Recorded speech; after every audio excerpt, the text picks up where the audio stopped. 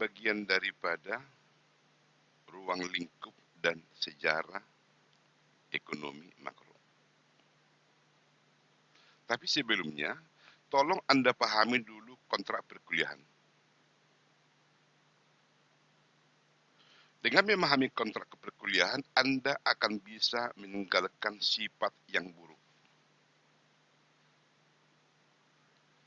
Agar Anda bisa meninggalkan sifat yang buruk itu, tolong Anda ingat, hidup itu keras.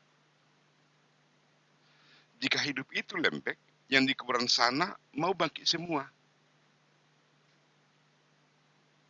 Oleh karena itu, karakter Anda untuk memahami, mengikuti perkuliahan ini menjadi modal dasar untuk saya untuk bisa membawa Anda ke dalam kepintaran.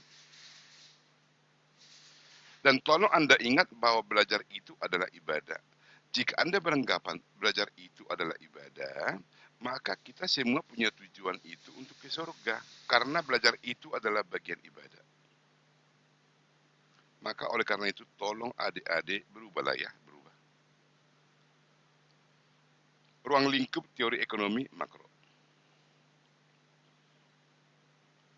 Penyampaian kontrak perkuliahan itu sudah Anda buka di video tutorial. Anda harus bisa memahami bagaimana perkembangan ekonomi mikro dan ekonomi makro. Anda bisa membedakan beda ekonomi mikro dan ekonomi makro. Dan Anda bisa memahami bagaimana model ekonomi aliran berputar dan bagaimana bentuk rupa kemungkinan produksi.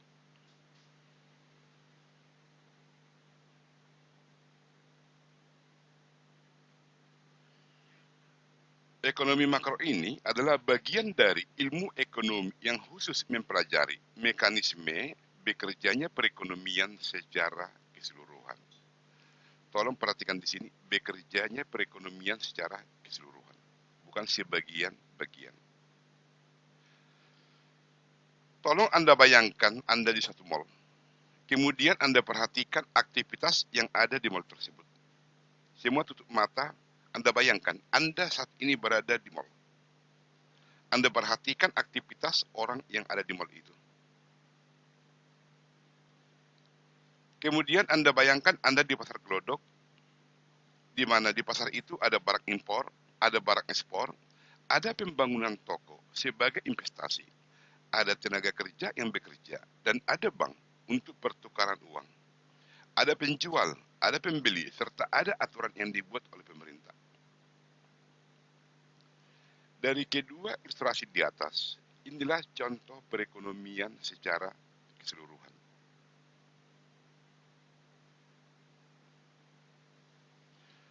Asal mula perkembangan makroekonomi. Pertanyaan pertama, sebelum kita bisa menjawab ini, siapa yang menyuruh penjual sayur di pasar setiap hari sudah ada jam 3 subuh? Apakah Anda yang nyuruh itu? Apakah saya yang nyuruh itu? Mereka penjual sayur itu di pasar setiap subuh sudah ada. Kemudian, mengapa setiap hari sayur yang ada dijual di pasar selalu tersedia, tidak pernah habis-habis? Padahal banyak yang mengkonsumsi sayur setiap hari. Anda bayangkan Anda makan cabai di warung Padang. Anda bayangkan betapa banyak warung Padang dan cabai itu tidak pernah habis-habis. Pertanyaan, siapa yang menyuruh menjual cabai kok tidak habis-habis? Nah, dari contoh di atas itu menunjukkan ada tangan yang tidak nampak atau invisible hand. Ini menurut Adam Smith, dalam mekanisme pasar ini pemerintah tidak perlu campur tangan karena ada kekuatan yang tidak nampak atau invisible hand yang mengatur mekanisme pasar. Itulah dasar daripada kaum klasik yang dikenal sebagai pelopor ekonomi mikro, yaitu Adam Smith. di mana Adam Smith mengatakan dalam suatu perekonomian pemerintah tidak perlu campur tangan. Biarkan pasar itu bebas atau disebut dengan ekonomi liberal. Karena ada invisible hand, tangan tidak nampak yang mengatur mekanisme pasar. Pandangan Adam Smith ini terbantahkan. Dengan kata lain, banyak yang protes. Dengan kata lain, model Adam Smith ini dikatakan model yang gagal. Sebagai akibat, pada tahun 1929 sampai 1932 di Eropa terjadi depresi besar, The Great Depression, di mana terjadi pengangguran yang sangat tinggi, maka pendapat Adam Smith tersebut dikatakan gagal. Hei Adam Smith, kamu mengatakan pemerintah tidak perlu campur tangan. Mengapa terjadi pengangguran, depresi yang sangat besar? Kemudian pada saat sekarang, jika kita hubungkan dengan pendapat Adam Smith ini, yang mengatakan pemerintah tidak perlu campur tangan dalam suatu mekanisme pasar, mengapa terjadi kelangkaan minyak goreng? Kemarin istri saya beli minyak goreng itu 1 kilo 26.000. Nah, jadi contoh saat ini, jika pemerintah tidak campur tangan, masyarakat akan ribut. Maka oleh karena itu, pemerintah melalui Menteri Perdagangan campur tangan. Sehingga harga minyak goreng sekarang sudah kembali normal. Inilah alasan atau bukti bahwa pandangan Adam Smith yang mengatakan pemerintah tidak perlu campur tangan, ini terbantahkan. Dengan kata lain, tidak berlaku lagi. Oleh karena itu, menimbulkan kesadaran bahwa sistem pasar bebas tidak secara otomatis menimbulkan pertumbuhan ekonomi yang teguh. Yang mempelopori untuk membantah pendapat Adam Smith ini adalah Keynes yang disebut dengan revolusi Keynes, di mana Keynes ini percaya bahwa pemerintah dapat mengintervensi perekonomian dan mempengaruhi tingkat output serta pengangguran. Artinya, pada kondisi sekarang ini, dengan langkanya minyak goreng, pemerintah harus campur tangan. Dengan campur tangan pemerintah, maka penimbunan minyak goreng di gudang itu dapat ditindak dengan ranah hukum. Kemudian setelah Perang Dunia Kedua, pandangan Keynes ini mulai berpengaruh. Pemerintah mulai percaya bahwa mereka bisa campur tangan dalam perekonomian untuk mencapai tujuan output dan menciptakan lapangan pekerjaan. Karena begitu besar teori ekonomi itu, maka dibagi dua, teori ekonomi mikro dan teori ekonomi makro. Teori ekonomi mikro, analisisnya itu bersifat bagian-bagian atau unit terkecil. Contoh, harga teh botol, harga aqua, harga cabai, itu bagian terkecil. Kemudian titik berat analisis, bagaimana cara mewujudkan efisiensi dan cara mencapai kepuasan. Sementara dalam ekonomi makro, analisis itu bersifat agregat. Pengertian agregat, kita tidak membahas harga teh botol, tidak membahas harga Coca-Cola, tidak membahas harga aqua, tapi kita membahas harga minuman, berarti semua minuman. Titik berat analisis faktor yang menentukan tingkat kegiatan ekonomi satu negara. Masalah utama perekonomian, bagaimana peran pemerintah mengatasi masalah ekonomi, inilah menjadi analisis titik berat daripada ekonomi makro. Cakupan permasalahan dalam teori ekonomi mikro, yaitu teori produksi, biaya produksi, perilaku konsumen, perilaku produsen, struktur pasar, teori konsumsi, teori distribusi, elastisitas penawaran permintaan.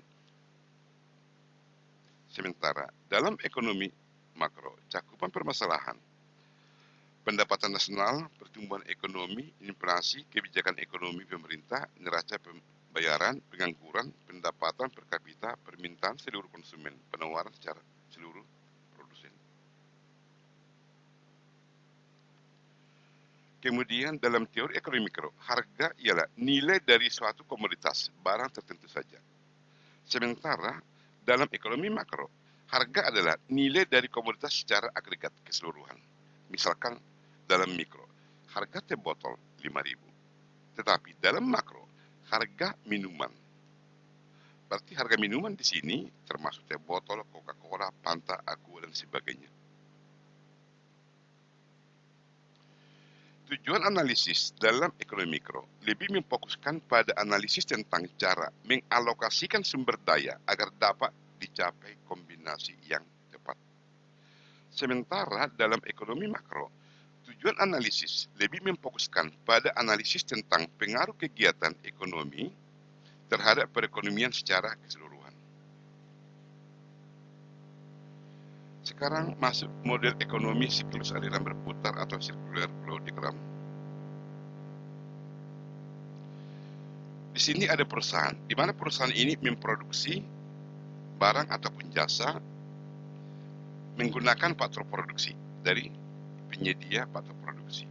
Sementara di sini rumah tangga itu membeli barang yang diproduksi oleh perusahaan. Dan rumah tangga ini memiliki faktor produksi. Misalkan Anda memiliki modal, Anda investasikan, Anda akan mendapat bunga. Anda memiliki keterampilan atau skill, Anda bekerja, Anda akan dapat upah. Anda memiliki lahan, Anda sewakan, Anda akan dapat uang sewa. Nah, inilah faktor produksi. Kemudian di sini ada pasar barang dan jasa. Ada pasar faktor produksi.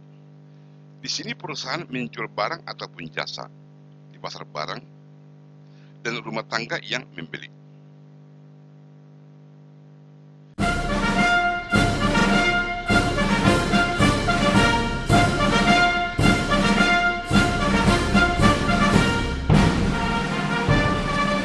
Rumah tangga akan menjual bahan baku, kemudian perusahaan akan membeli faktor produksi tersebut. Dari hasil penjualan faktor produksi rumah tangga ke perusahaan, maka rumah tangga itu akan memperoleh pendapatan yang digunakan untuk membeli barang dan jasa dari perusahaan, dan ini menjadi pendapatan bagi perusahaan.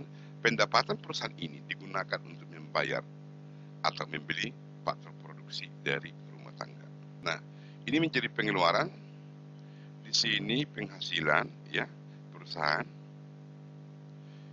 Ini upah. Jika Anda bekerja sebagai tenaga kerja, Anda dapat upah. Jika Anda punya lahan, Anda sewakan, Anda dapat sewa. Jika Anda memiliki modal dan membuka usaha, Anda akan dapat keuntungan. Kemudian, rumah tangga bisa juga melakukan perdagangan ke luar negeri, dan perusahaan juga dapat melakukan perdagangan ke luar negeri, di mana semua ini akan diatur oleh pemerintah. Inilah yang pendapat Adam Smith yang berbeda dengan Keynes. Adam Smith itu mengatakan hanya cukup sampai di sini. Tetapi Keynes itu mengatakan ini perlu ikut campur tangan pemerintah.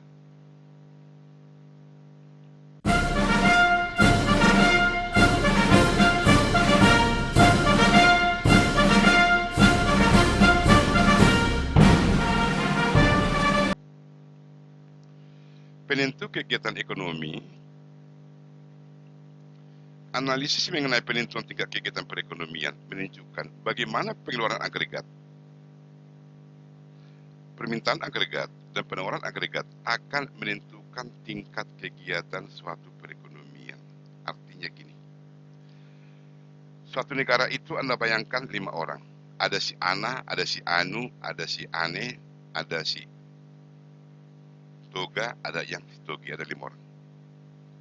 Jika masing-masing 5 orang ini sebagai penduduk suatu negara, semua menghemat, apakah barang yang ada di pasar laku?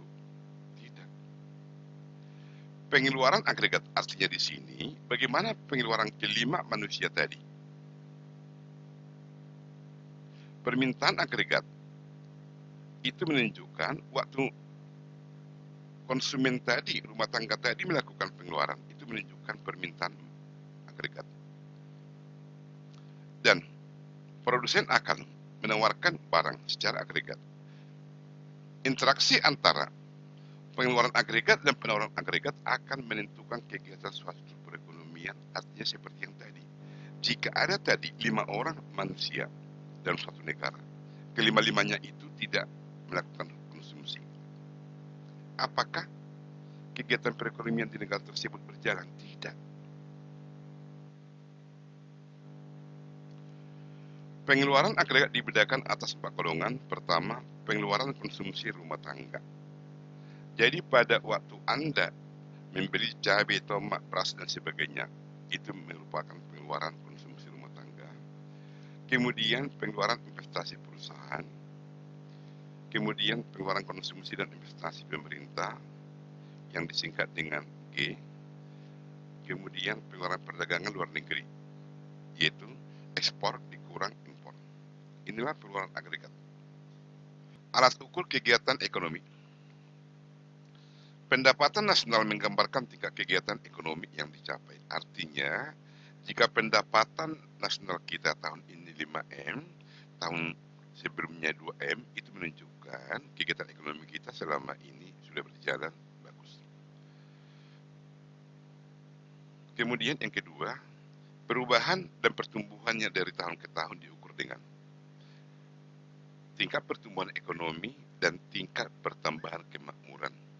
Jika pendapatan nasional kita tahun 2021 10M, ini misalnya, pada tahun 2019 atau sebelumnya hanya 5M, maka pertumbuhan ekonomi adalah 100%. Kemudian tingkat pertambahan kemakmuran, bagaimana mengukur pertambahan kemakmuran nanti akan dibahas. Pendapatan nasional menggambarkan tingkat kegiatan ekonomi yang dicapai. Masalah utama ekonomi makro. Masalah pertumbuhan ekonomi, masalah ketidakstabilan kegiatan ekonomi pendapatan, masalah pengangguran, masalah inflasi, masalah neraca pembayaran. Kelima poin inilah yang menjadi masalah utama ekonomi makro. Jika kelima ini tidak ada, tidak kita jumpai, kita tidak pernah bertemu dengan mata kuliah ini. Tetapi karena ada masalah kelima poin ini, maka kita bertemu dalam mata kuliah ini sehingga masalah ini dipahami, sehingga waktu Anda memahami masalah ini, Anda bisa memberikan kontribusi bagaimana cara mengatasi masalah ini. Tujuan kebijakan ekonomi makro menstabilkan kegiatan ekonomi, mencapai tingkat penggunaan tenaga kerja penuh tanpa inflasi, menciptakan pertumbuhan ekonomi yang kuat, mewujudkan kekuatan neraca pembayaran dan kurs valuta asing, pengertian kekuatannya, kemudian menghindari masalah inflasi. Dengan kata lain, tujuan kebijakan ekonomi makro untuk mengatasi kelima masalah ini. Di sini ada 5 masalah, hasil juga ada 5 tujuan.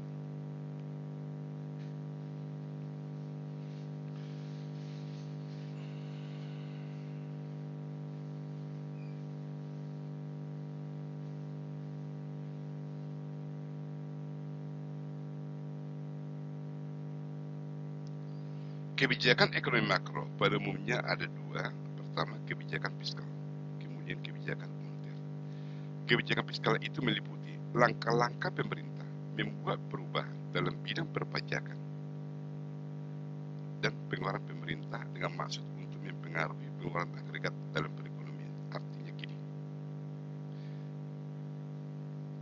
jika pemerintah membuat kebijakan, misalkan saat ini teks amnesti, pengampunan pajak, itu bagian daripada kebijakan fiskal karena instrumen yang digunakan adalah pajak. Kemudian pemerintah membuat kebijakan pajak pembangunan atau pajak nilai bangunan yang seluas 100 meter itu Rp0. Itu kebijakan pemerintah dalam pajak.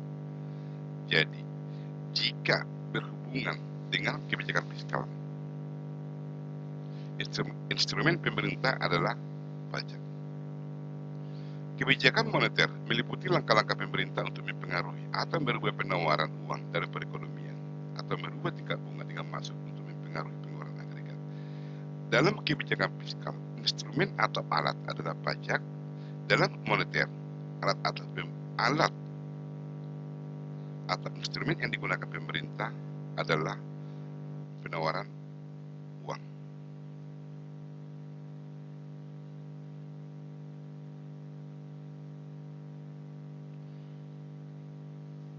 Kerangka analisis ekonomi makro aspek tentang kegiatan perekonomian. Pertama, objek perekonomian dan tempat berlangsungnya kegiatan perekonomian. Yang kedua, pelaku ekonomi dalam perekonomian. 4 pasar pada ekonomi makro. Pasar barang, pasar uang, pasar tenaga kerja, pasar luar negeri.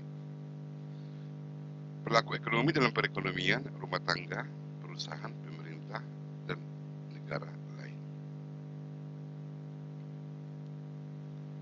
Pertumbuhan ekonomi adalah perkembangan kegiatan dalam perekonomian yang menyebabkan barang dan jasa ini produksi dalam masyarakat bertambah dan kemakmuran meningkat. Perkembangan kemampuan suatu negara dalam memproduksi barang atau jasa sebagai akibat penambahan faktor produksi umumnya tidak selalu diikuti penambahan produksi barang dan jasa yang sama besarnya, sehingga perkembangan ekonomi tidak sama dengan potensinya. Artinya gini, coba Anda bayangkan di samping rumah Anda ada lahan 100 meter, lahan kosong. Kemudian Anda pertimbangkan, jika lahan itu tidak digunakan. Yang kedua, jika lahan itu Anda sewakan sama orang. Artinya, jika Anda sewakan sama orang, itu dikatakan punya potensi. Tapi jika Anda tidak sewakan, Anda biarkan kosong. Nah, itu yang fakta atau nyata. Kurva kemungkinan produksi dan pertumbuhan ekonomi. Kurva ini menunjukkan bagaimana batas maksimum produksi yang dapat dicapai oleh suatu negara, atau bisa menggambarkan berapa besar alokasi anggaran untuk output yang diproduksi suatu negara. Kurva kemungkinan produksi ini menggambarkan hubungan kedua barang yang diproduksi suatu negara. Maka dengan kata lain, kurva kemungkinan produksi ini menunjukkan model kemungkinan produksi atau production possible pointer adalah grafik yang menunjukkan kombinasi hasil dua produksi atau anggaran. Artinya seperti di sini. Karena keterbatasan anggaran, maka pengeluaran untuk beras ataupun untuk senjata oleh negara kita memiliki kurva seperti ini. Artinya apa? Hanya sepanjang kurva ini yang optimum. Sementara jika posisi di atas di sini tidak bisa kita capai. Mengapa tidak bisa dicapai? Karena keterbatasan sumber daya. Jika di sini, pasti kita belum optimum. Karena dikatakan sepanjang kurva ini adalah yang optimum. Untuk lebih jelasnya seperti ini. Karena keterbatasan anggaran, maka pemerintah mengalokasikan biaya APBN untuk beras itu sebesar 70 M. Ini hanya misal angka ya, 70 M. Otomatis untuk persenjataan atau alat pertahanan negara kita kurangi menjadi 2 M. Mengapa ini tinggi dan ini tidak bisa tinggi? Karena keterbatasan anggaran kita. Jika ini bisa tinggi, ini tinggi, berarti sumber daya tidak terbatas, kita tidak pernah ketemu dalam mata kuliah ini. Tapi karena ada keterbatasan sumber daya ekonomi, maka kita ada mata kuliah teori ekonomi. Nah, untuk menaikkan anggaran untuk senjata, maka ada yang dikorbankan. Apa yang dikorbankan? Yaitu anggaran untuk beras. Turun dia menjadi 50. Akibat anggaran untuk beras turun, ini mengakibatkan anggaran untuk persenjataan naik. Ini sebagai titik B. Atau boleh jadi anggaran untuk beras diturunkan kembali untuk menaikkan persenjataan. Ini naik menjadi 4. Nah, inilah yang disebut sebagai kombinasi antara kedua jenis barang beras atau senjata. Mana yang dipilih? Apakah titik A atau B atau C?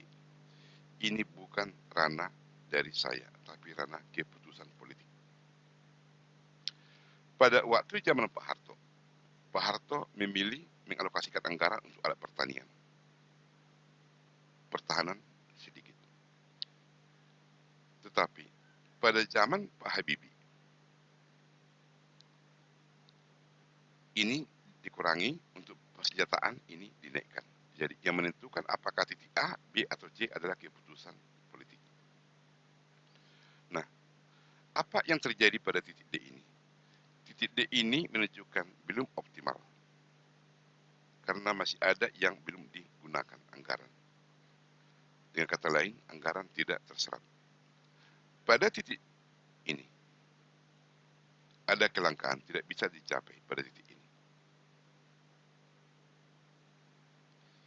Jadi, dengan ada kurva kemungkinan produksi, yaitu batas maksimum produksi yang dapat diciptakan suatu negara pada waktu tertentu,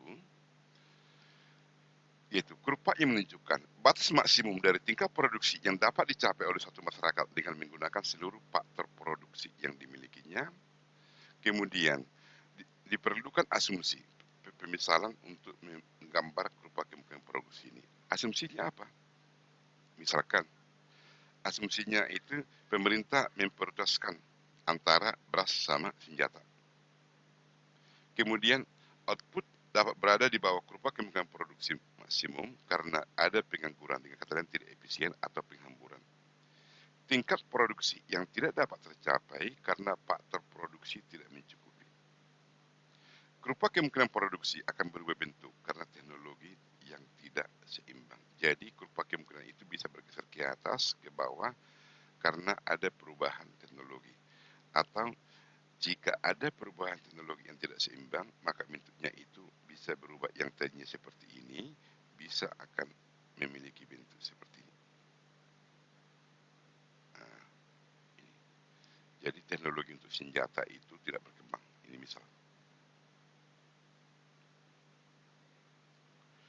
Pendapatan nasional potensial dan pendapatan nasional sebenarnya. Pendapatan nasional potensial yaitu tingkat pendapatan nasional yang dicapai apabila faktor produksi, lahan, tenaga kerja sepenuhnya digunakan. Maka garis pendapatan nasional yang semakin naik dari tahun ke tahun menggambarkan bahwa faktor-faktor produksi yang semakin banyak jumlahnya dari tahun ke tahun, dan kemajuan teknologi yang menaikkan produktivitas menyebabkan semakin lama semakin banyak produksi nasional dapat diwujudkan.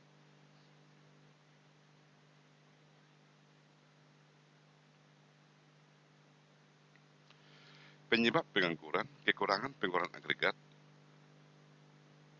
Pengertian kekurangan penggunaan agregat. Anda bayangkan semua kita tidak melakukan konsumsi bakso. Apakah bakso laku? Tidak laku. Maka dengan demikian, penjual bakso itu akan gigit jari. Mereka akan banyak menganggur. Kemudian penyebab pengangguran yang kedua, selain karena kekurangan pengeluaran agregat, karena ingin mencari pekerjaan yang lebih baik. Anda ingin mencari pekerjaan yang lebih baik, otomatis yang pertama Anda tinggalkan dulu. Atau Anda bisa sambil kerja saat ini, Anda bisa memilih pekerjaan yang lebih baik. Pada waktu Anda dapat pekerjaan yang baru, maka ada yang kosong di tempat Anda yang sebelumnya. Yang kosong itu akan menganggur.